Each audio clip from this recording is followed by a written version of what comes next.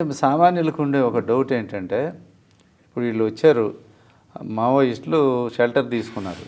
అయితే అసలు అడవుల్లో కూడా వీళ్ళు ఆ విలేజెస్లో ఇవి ఉన్నప్పుడు ఎవరు స్థానిక ఆదివాసీ, ఎవరు మావోయిస్టు పార్టీ వాడు కార్యకర్త, లేకపోతే సానుభూతి పరుడా, లేకపోతే సహాయకుడా, ఎవరు ఏమిటి అనే డిస్క్రిప్షను పోలీసులు ఎట్లా ఐడెంటిఫై చేస్తారు? ఇప్పుడు నిన్న వచ్చిన వాళ్ళలో సహాయకులు కూడా ఎవరైనా ఉండొచ్చు కదా.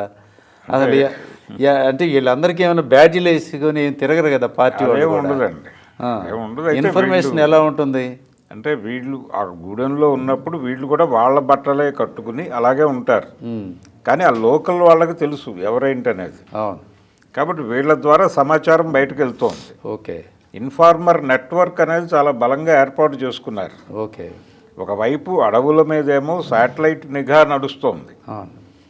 శాటిలైట్ నిఘా నడవటమే కాదు, అసలు మనుషులు లేకుండా ఆ వెపన్ ఆపరేట్ చేసేంత టెక్నాలజీ ఉంది మన దగ్గర. అవును, మానవరహిత యుద్ధ విమానాలు వాడుతున్నటువంటి సందర్భంలో మనం ఉన్నాం.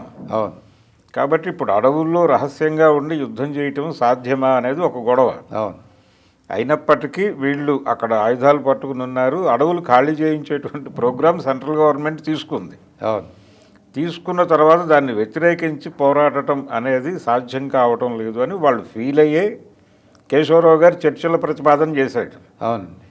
చర్చలు లేవు, మేము స్ట్రైట్గా నిర్మూలనే ప్రోగ్రాం అని చెప్పారు. ఆయన మార్చి 2026 మార్చి నెలాఖరులోపు టోటల్గా మావోయిజాన్ని నిర్మూలిస్తామని ప్రకటించున్నారు.